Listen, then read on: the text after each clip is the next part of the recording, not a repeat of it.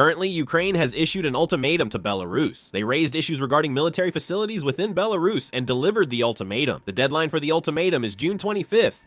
Let's take a closer look at this today. Let's get right into it.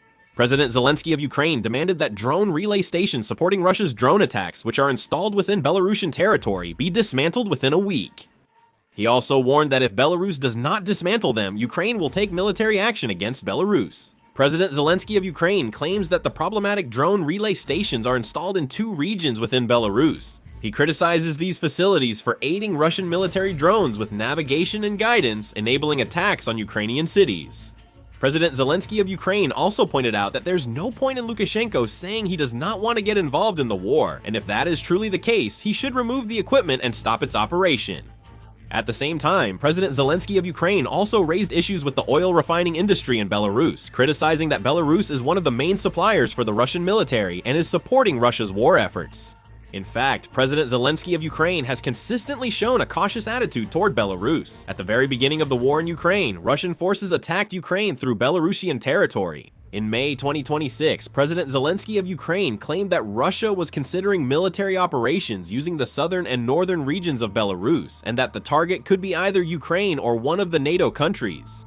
Since it seemed likely that Belarus would be deployed and attack again, Ukraine strengthened its northern border defenses. In any case, Ukraine has issued an ultimatum to Belarus. The deadline is June 25. This is the first time since the war began that Ukraine has issued an ultimatum hinting at such an attack against a third country. As a result, it seems that tensions have risen within Belarus after this ultimatum was made public. Belarus has maintained its alliance with Russia so far, but has managed to avoid being directly defined as a party to the war.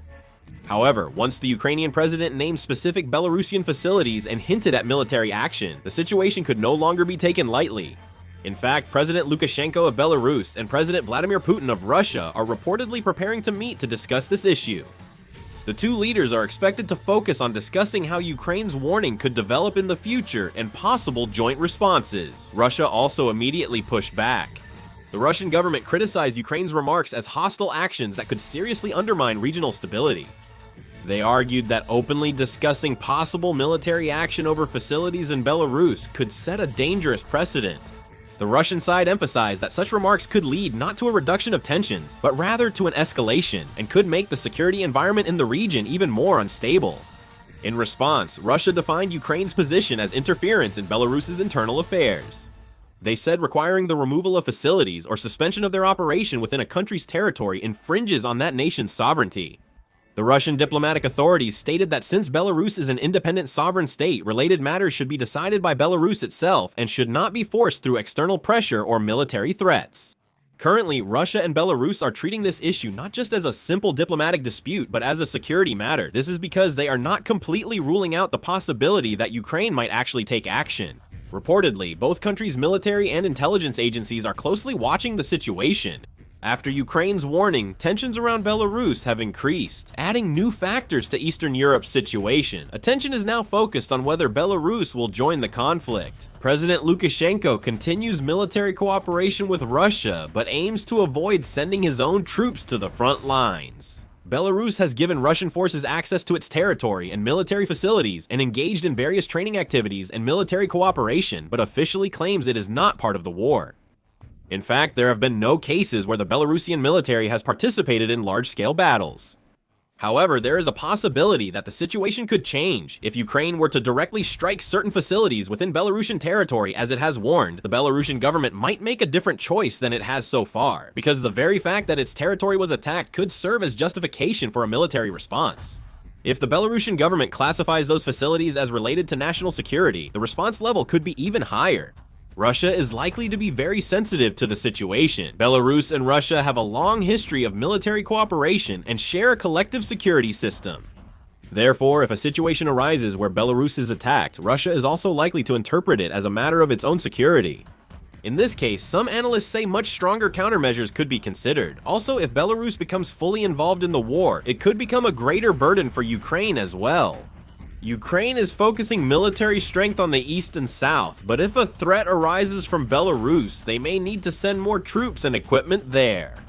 This is something that could also affect the strategic calculations of the Ukrainian military. For this reason, some analysts are saying that the outcome of this latest ultimatum could become a new turning point in the war in Ukraine. Up until now, Belarus has supported the war while maintaining a stance of avoiding direct participation, but depending on how the situation develops, there is a possibility that the balance that has been maintained so far could be shaken. Another noteworthy aspect is the diplomatic conflict between Ukraine and Poland. Currently, the dispute over historical memory between Ukraine and Poland is intensifying. Recently, President Zelensky of Ukraine gave the honorary title of Heroes of the UPA to the Northern Independent Special Operations Center of the Ukrainian military in May. However, the UPA is a painful part of history for Poland. The UPA was an armed Ukrainian nationalist organization that fought against the Soviet Union during World War II, but while cooperating with the Nazis, they massacred about 100,000 Poles between 1943 and 1944.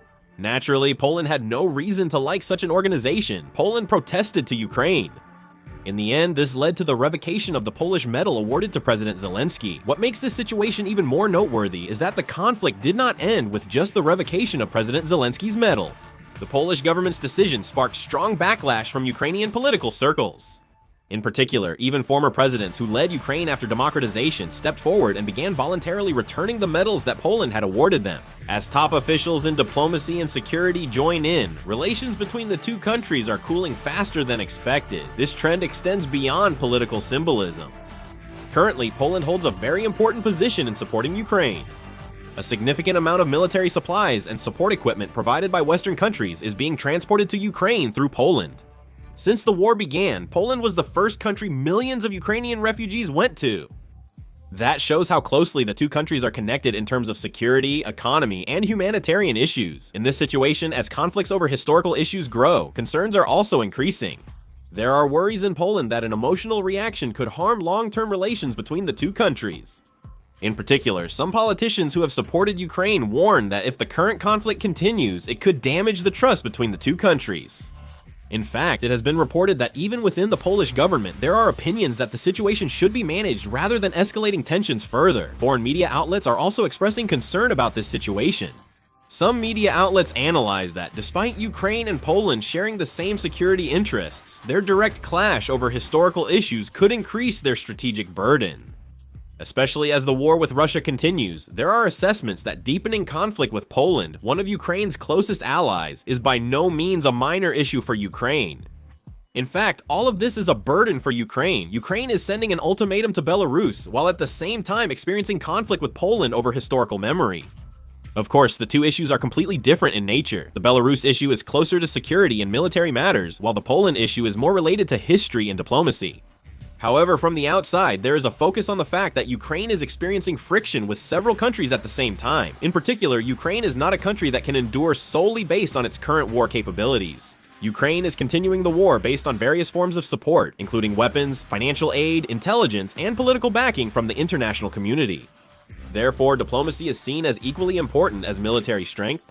In fact, Ukraine has carried out continuous diplomatic activities with numerous countries since the outbreak of the war and has made considerable efforts to secure the support of the international community. Some foreign media and international affairs experts are closely monitoring Ukraine's recent diplomacy. Strong pressure on Belarus and Ukraine's conflict with Poland have different causes, but when several diplomatic issues happen at once, international perception becomes key. As the war continues, analysts say Ukraine's diplomatic image and international support are as important as battlefield achievements. In addition, from the perspective of Western countries, cooperation and unity among allies are also considered important factors in the process of supporting Ukraine. Therefore, if conflicts with neighboring countries escalate, some countries may watch the situation more cautiously. Of course, so far there have been no signs that major Western countries are trying to change their support policies for Ukraine. However, it is being pointed out that in order for Ukraine to maintain stable international support in the future, not only military responses but also the management of diplomatic relations remains an important task.